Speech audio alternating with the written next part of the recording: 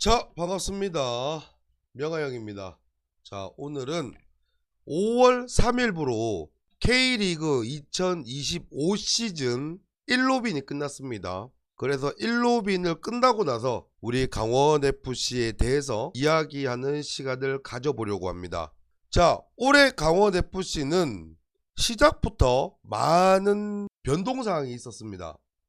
가장 큰 게 아무래도 정경호 감독님, 지금까지 수석 코치로 계시다가 드디어 저희 강원FC의 첫 감독으로서 감독의 길을 시작을 하셨죠. 그렇다 보니까 기존에 작년까지 정경호 본체설이 있었던 우리 강원FC가 이 정경호 감독님의 본체설에 대한 이제 결과를 보는 그런 시즌이 되지 않느냐라는 말이 엄청 많았습니다. 그래서 우리 강원FC 팬분들 뿐만 아니고 많은 K리그 팬들도 우리 강원FC가 어떤 축구를 할지, 그리고 어떤 퍼포먼스를 보여줄지, 어떤 전술을 보여줄지에 관심이 쏠렸던 건 사실입니다.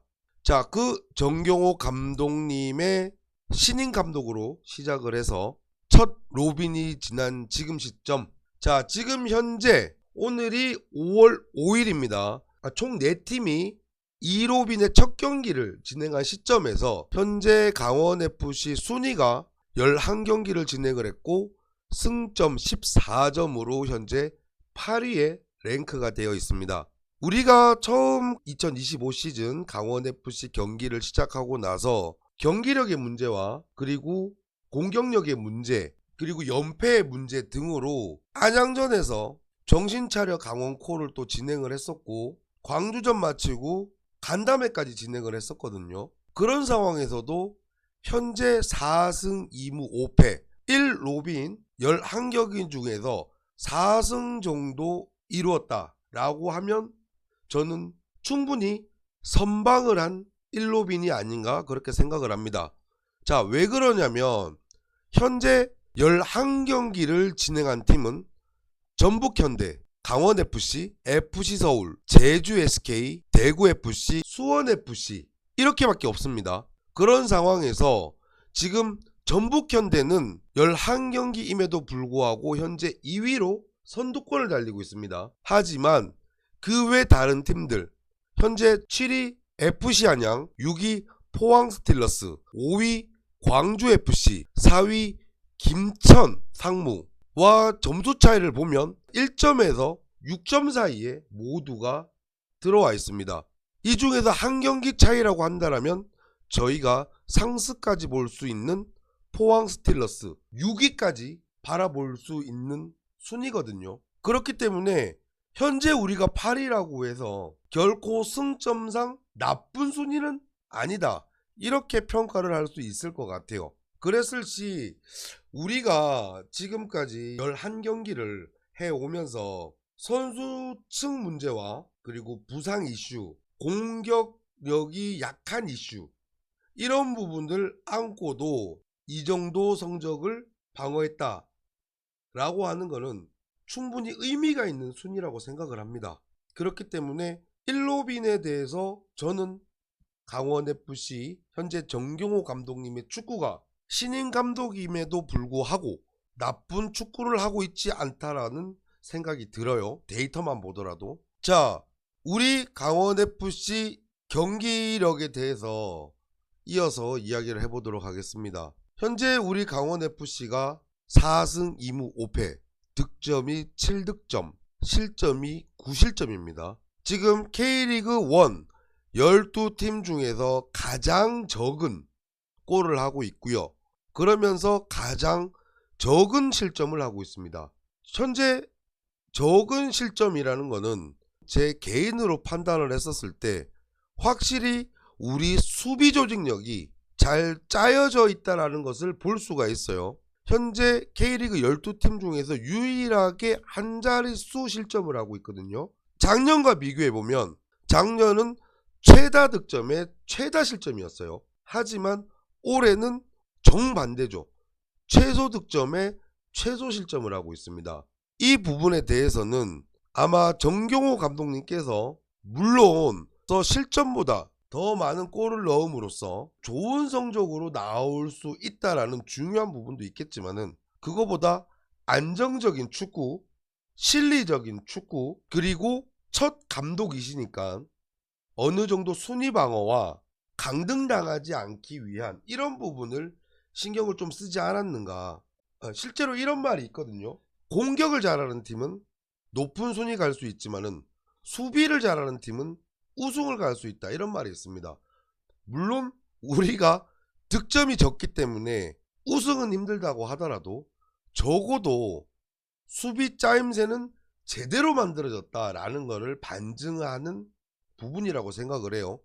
가장 큰 예로 최근 11라운드였죠.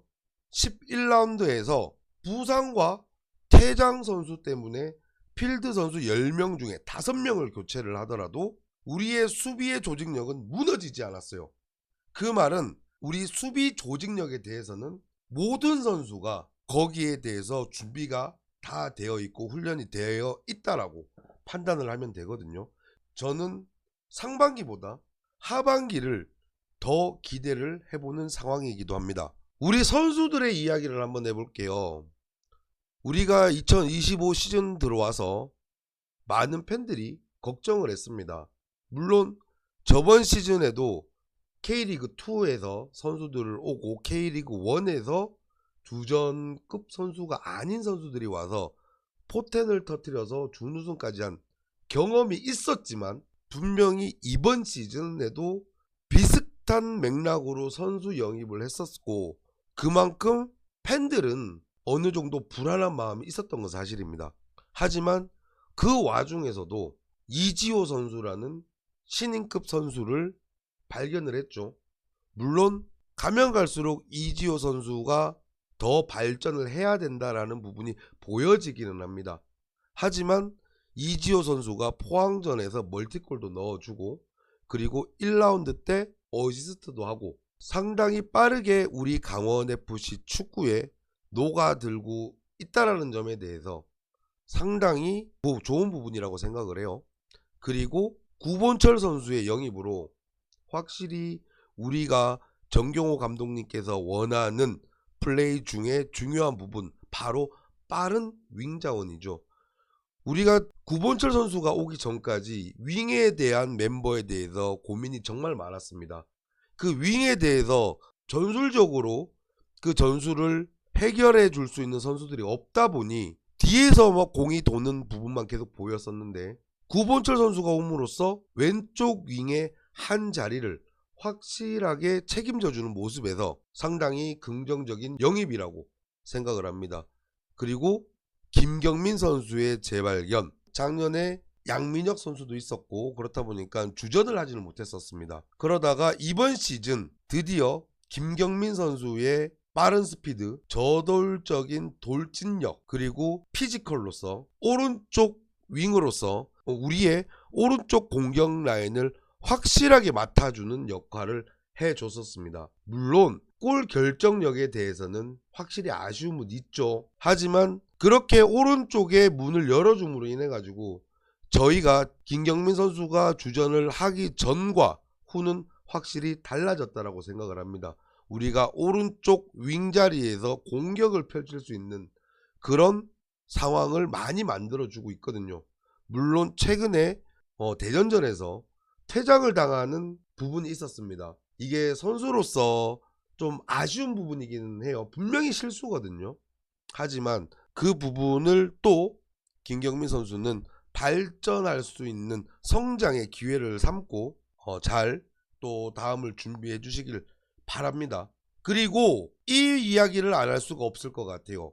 바로 신민아 선수의 성장이죠. 작년까지만 하더라도 신민아 선수가 교체 멤버로 들어와 가지고 U22 자원으로서 정말 교체 멤버로서만 활용이 되던 신민아 선수가 드디어 센터백으로서 우리 강원FC의 주축이 되었습니다. 이 신민아 선수는 확실히 우리 강원FC의 수비진을 업그레이드 시켜줄 수 있는 능력의 선수라고 생각을 하거든요. 심지어 너무나 좋은 게 강투지 선수와 아니면 이기혁 선수와 분명히 다른 유형, 다른 스타일의 센터백이에요. 제공권이 좋고 스피드가 빠른 선수단 말이에요. 그렇기 때문에 다양한 옵션을 센터백으로 둘 수 있다는 것은 우리 강원FC의 정말 큰 장점인 것 같습니다. 그래서 신민아 선수의 성장을 지켜보는 것도 올해 남은 경기, 남은 시즌에서 중요 포인트가 될 것 같아요. 그리고 작년 우리 강원FC가 좋았던 부분 중에 하나, 정경호 감독님의 의견도 들어갔다라고 했던 바로 포지션 변경. 올해는 포지션 변경이 크게 없었습니다. 유일하게 한 명이 포지션 변경이 있었죠. 바로 최병찬 선수. 저희가 지금까지 안양전까지죠. 우리의 톱 자원은 외국인 용병들이었습니다. 그리고 유일하게 그나마 가브리엘 선수가 1라운드 대구전의 골, 그리고 전북현대전에서의 어시스트 말고는 가브리엘 선수와 코바체비치 선수의 부진은 정말 말할 수 없을 정도로 저희에게 불운으로 다가왔습니다.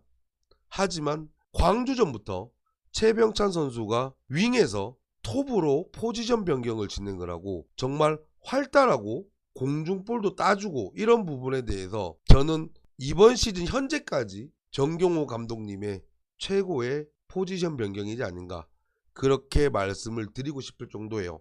그리고 이번 시즌 가장 중요한 이슈가 있었죠. 바로 우리 강원FC가 13년 만에 울산 원정에서 승리를 거두었습니다. 이거는 나중에 물론 정경호 감독님께서 뭐 더 좋아져서 우리 감독님들의 레전드가 될 수도 있고 아니면 뭐 잘 못돼서 경질이 되는 한이 있더라도 정경호 감독님의 울산 원정 13년 만의 승리는 분명히 정경호 감독님의 강원FC 업적으로 남을 정도의 상당한 이슈였죠.